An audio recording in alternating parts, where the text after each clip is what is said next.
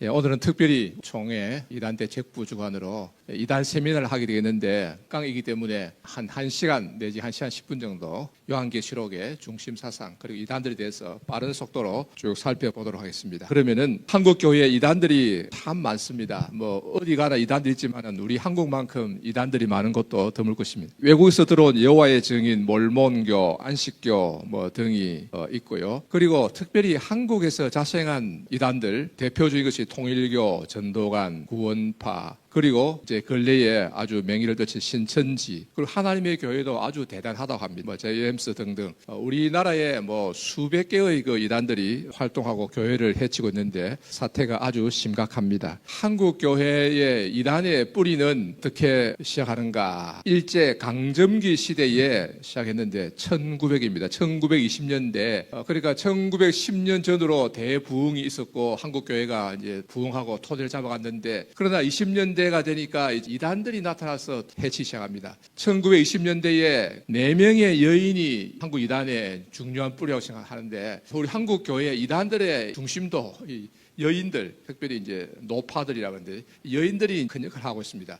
대표적인 사람이 유명화, 김성도, 허호빈, 박을용인데 이 사람들은 다 여자 이름입니다. 남자 이름처럼 보이지만 다 여자입니다. 자, 유명화는 원산을 중심으로 활동했는데 감리교 출신입니다. 유명화는 이제 신비주의 계통의 이단이에요. 1927년에 이제 원산에서 입신했다, 신들이 있다는 거죠. 그 예언을 하고 방언을 하고 그리고 이제 신들려서 강신극을 이제 연출했습니다. 그 자기가 직통 계시를 받는 주장이에요. 예수님이 자기에게 나타나셔서 말씀하신다. 그래서 이 직통 계시를 주장하는 것이 이단들의 중요한 특징입니다. 그래서 오늘날 혹시 여러분 중에도 여러분 주위에 없겠지만 혹시라도 내가 계시 받았다 이렇게 주장하면은 그것은 이상하다.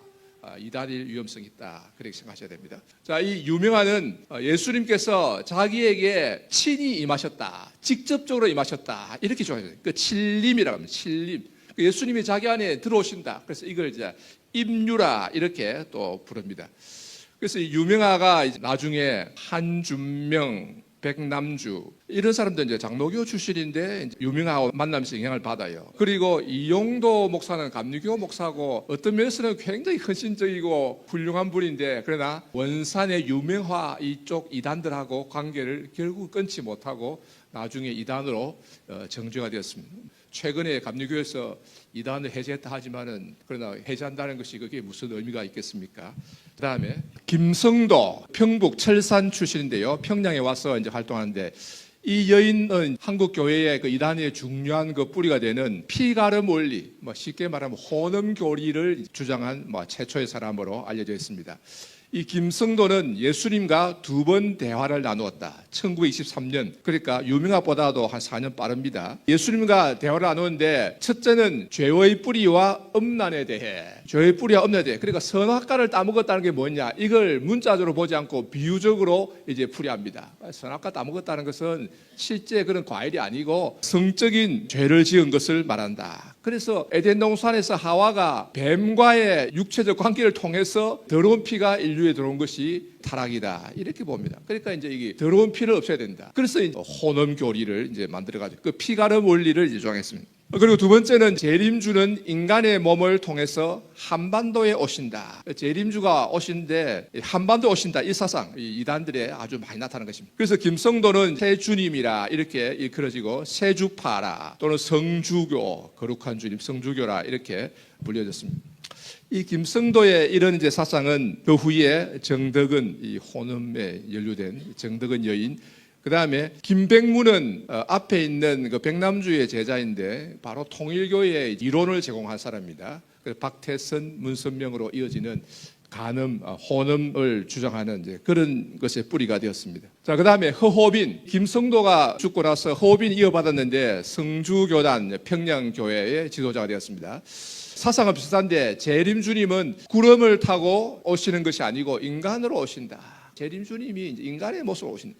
처음에는 그 이상한 게 재밌는 게 여자로 오신다 이쪽에 평양에 오신다 그랬고 1946년 6월 2일 날 재림하신다 이래 주장했는데 예언은 빗나갔습니다. 그러니까 이단들의 그 예언은 빗나가는 게 많지요. 그러나 예수님이 오시는 때 우리가 옷을 만들어 드려야 된다 해가지고 아주 좋은 옷을 준비하고 그래서 예수님의 옷을 만들 천을 살 때는요, 깎지도 않았다 그래요. 가서 부러운 데를 다 주고. 그래서 참 옷을 많이 만들었습니다. 그리고 선악과를 따먹은 것은 성적인 타락을 의미한다. 그리고 허오비는 모든 성경은 비유와 상징으로 되어 있다. 그 다음에 이제 허오빈에 와서 재림 주님은 남자다. 그 다음 박을용이라는 노파는요, 자신은 하나님의 부인이다, 하나님 아내다, 이렇게 주장했습니다. 처음에는 문선명 씨가 따라다니면서 이 박을용 노파의 축복을 받으려고 애를 썼는데, 나중에는 이 박을용이 문선명 씨를 하나님이라 부르고 자기 남편이라, 자기는 하나님의 부인이 된 거죠. 자, 이런 주장을 했습니다. 자, 그 다음에 백남주는 유명화의 기도회에 원산에서 참석을 했는데, 백남주는 원래 장로교예요. 평양신학교 나온 상당히 공부를 잘한 히브리어와 헬라어에 능한 이런 사람이었는데, 이 신비주의 계통에 심취했어요.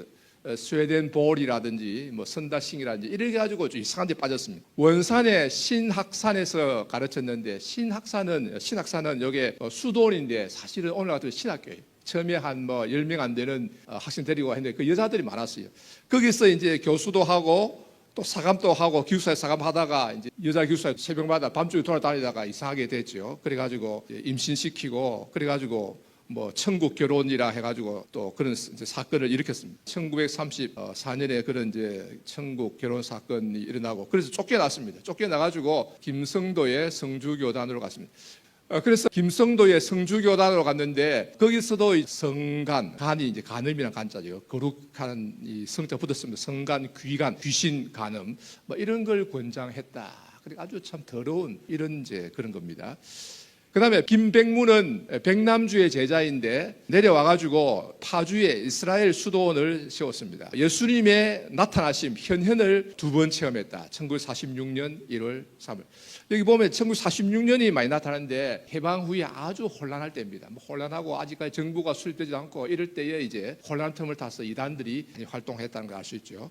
이 김백문은 직통계시를 주장했습니다. 그리고 김백문은 교리를 책으로 적어서 펴냈습니다. 성신신학, 기독교 근본 원리. 이것이 바로 이제 통일교의 원리 강론의 기초가 됩니다. 통일교회가 갑자기 어느 날 하늘에서 떨어진 게 아니고 한국 교회의 이단들에서 쭉 연결되어 있다는 걸 알 수 있죠. 그래서 선악과는 문자적인 것이 아니고 성적인 것이다. 뱀의 피가 인류에게 들어온 것이다. 하울을 통해 들어왔어요. 그래서 피가 더러워졌다. 그래서 피를 깨끗하게 해야 된다. 그래서 깨끗한 피를 받아야 된다. 그러면서 이제 혼음을 이렇게 주장하는데, 한국 교회의 이단들 가운데 이런 주장하는 이단들이 아주 많이 있습니다. 자, 그러면 이제 간단하게 이단들의 특징 정리하면은, 이들은 이제 직통계시를 주장한다. 이게 이제 제일 큰 문제예요. 오늘날에도 한국 교회 보면은 기성교회 목사님들 가운데서 직통계시를 주장하는 사람들이 많아요. 특별히 감리교가 약한데, 감리교 목사님들 뭐 내 기도해 보니까 꿈에 뭐 주님 나타나셨다, 기도해 보니 주님 뭐라 말씀하시더라. 이 대단히 잘못된 거거든요. 우리 하나님은 오늘날에는 그런 식으로 꿈이나 음성으로 이렇게 계시하지 않습니다. 성경 말씀이 하나님의 말씀이거든요. 성경 정리하는 말씀이 하나님 계시가 거기 이제 완성되었습니다. 그럼 오늘날에는 하나님이 어떻게 말씀하시느냐? 이 기록된 성경 말씀을 통해서 우리에게 말씀하시는 거예요. 우리가 성경을 펴서 읽을 때에 이 성경 말씀이 하나님 말씀이다. 그 성경 말씀 읽을 때 내게 주신 하나님 말씀을 읽어야 되고, 그 다음에 하나님이 세우신 목사를 통해서 전파되는 말씀이 하나님 말씀이에요. 그래서 성도들은 주일 예배 드릴 때 그냥 개인 목사의 그 말씀 듣는다 이런 마음으로 임하면 안 되고, 하나님 말씀을 듣는다는 그런 진지한 마음으로 임해야 되는 거예요.